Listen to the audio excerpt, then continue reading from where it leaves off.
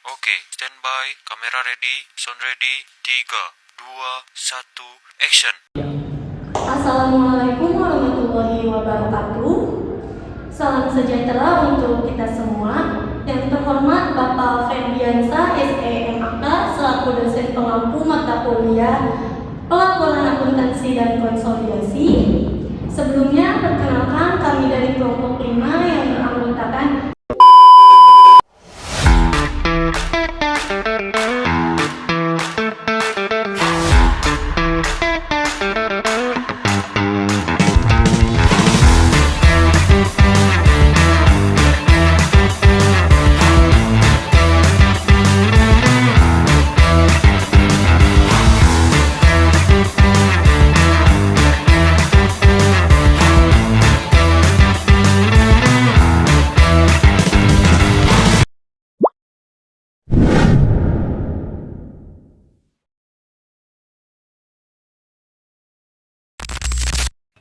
Halo semuanya, pada slide pertama ini, di sini saya akan membahas terkait pengertian kombinasi bisnis.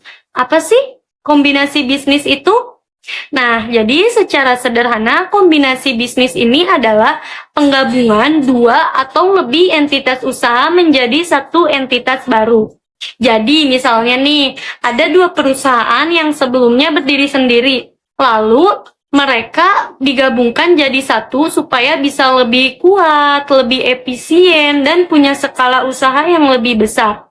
Nah, menurut PSAK 22 dan IPRS nomor 3, kombinasi bisnis ini dapat terjadi saat satu pihak memperoleh pengendalian atas satu atau lebih bisnis lain.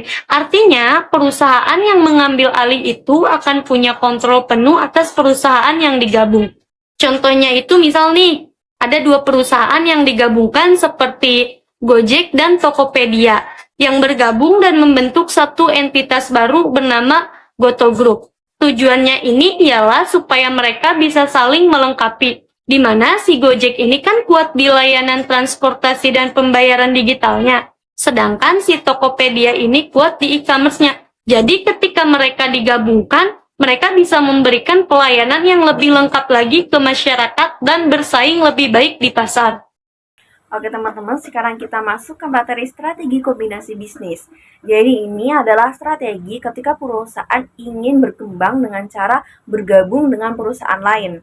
Ada 3 jenis strategi utama, yaitu integrasi horizontal. Artinya perusahaan bergabung dengan perusahaan lain yang bergerak di bidang yang sama. Misalnya dua perusahaan yang menjual produk konsumen bergabung menjadi satu supaya jadi lebih kuat di pasar. Yang kedua yaitu integrasi vertikal. Artinya perusahaan bergabung dengan perusahaan lain yang berada di tahap berbeda dalam proses produksi atau distribusi. Misalnya perusahaan pembuat obat membeli perusahaan distributor obat. Tujuannya supaya proses produksi sampai ke konsumen bisa lebih efisien. Nah, yang terakhir yaitu konglomerasi. Ini agak beda karena perusahaan bergabung dengan perusahaan lain yang produknya tidak saling berhubungan. Tujuannya adalah untuk menyebar resiko. Jadi kalau satu bisnis turun, masih ada pendapatan dari bisnis lain.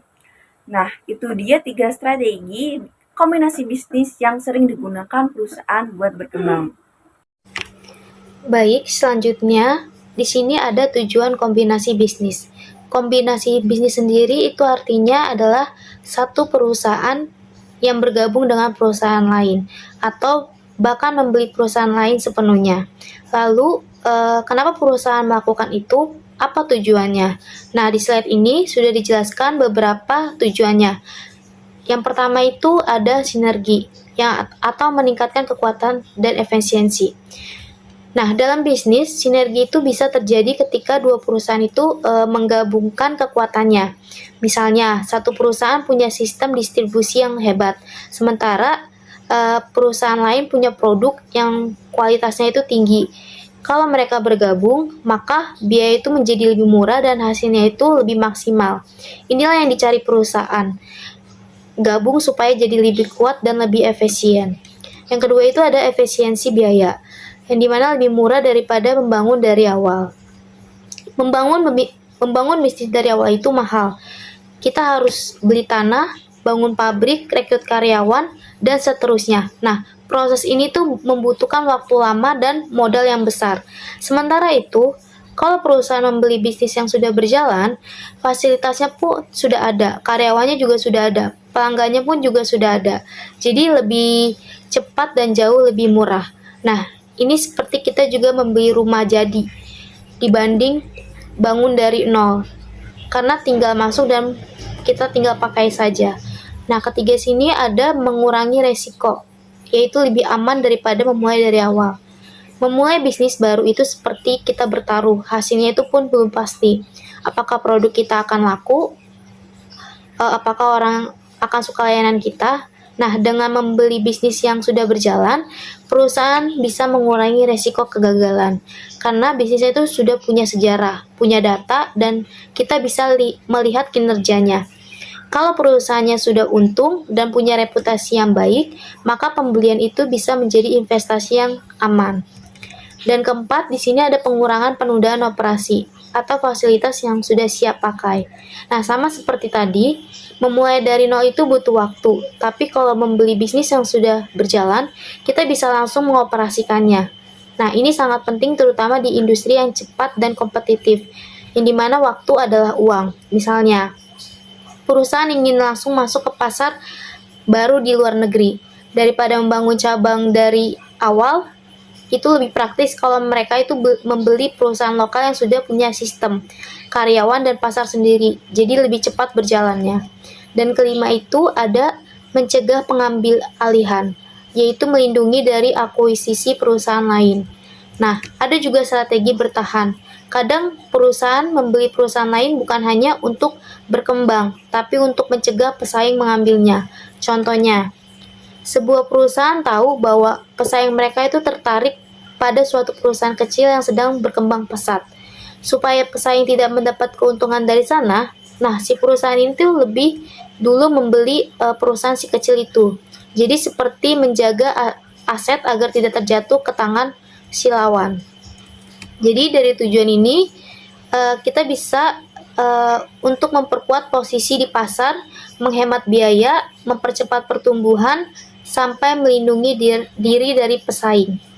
Selanjutnya, metode akuntansi kombinasi bisnis. Ada dua metode. Metode yang pertama yaitu metode penyatuan kepemilikan atau pooling of interest, yang dimana aktiva dan kewajiban dicatat sebesar nilai buku dan tidak ada perubahan kepemilikan yang signifikan. Laporan keuangan juga digabungkan dengan cara menjumlahkan seluruh akun. Selanjutnya, metode pembelian purchase method atau akuisisi, di mana aktiva dan kewajiban dicatat sebesar nilai wajar, dan dalam metode ini ada pihak pengakuisisi dan juga ada pihak yang diakuisisi. Goodwill diakui jika biaya perolehan lebih besar daripada nilai wajar aktiva bersih yang diperoleh. Ini saya akan menjelaskan penggabungan usaha antara PT Zuma dengan PT Zula yang ingin bergabung dengan data neraca per tanggal 31 Maret 2023, yaitu diketahui PT Zuma memiliki aktiva sebesar 750 juta, modal saham sebesar 500 juta, laba ditahan sebesar 200 juta, pendapatan sebesar 200 juta, dan beban sebesar 150 juta. Selanjutnya diketahui PT Zula memiliki aktiva sebesar 290 juta, modal saham sebesar 200 juta, laba ditahan sebesar 50 juta, pendapatan sebesar 100 juta, dan beban sebesar 60 juta. Lalu PT Zuma menerbitkan 22 lembar saham dengan harga per lembarnya itu 10.000 untuk mengakuisisi PT Zula. Pencatatan setelah penggabungan usaha antara PT Zuma dengan PT Zula itu mendapatkan aktiva sebesar 1 miliar 40 juta hasil penggabungan PT Zuma ditambah PT Zula, yaitu beban sebesar 210 juta pertambahan dari PT Zuma ditambah PT Zula. Selanjutnya modal saham sebesar 720 juta itu dari saham PT Zuma ditambah dengan saham baru. Setelah laba ditahan sebesar 230 juta hasil perhitungan selisih antara PT Zuma dengan PT Zula, yaitu selanjutnya pendapatan sebesar 300 juta hasil dari PT Zuma dengan PT Zula. Baiklah teman-teman, setelah pemaparan materi sebelumnya, dapat kita simpulkan bahwa Kombinasi bisnis atau penggabungan usaha itu adalah salah satu strategi yang sering digunakan perusahaan untuk berkembang. Tujuannya ini bukan cuma memperluas operasi, tapi juga untuk meningkatkan efisiensi, mengurangi persaingan, dan memperkuat posisi di pasar. Gimana sih caranya? Nah, caranya itu bisa dengan menggabungkan dua atau lebih entitas usaha jadi satu kesatuan ekonomi yang lebih besar dan lebih kuat. Prosesnya ialah penggabungan ini bisa dilakukan melewati integrasi horizontal, integrasi vertikal, atau konglomerasi, tergantung kebutuhan dan tujuan masing-masing perusahaan.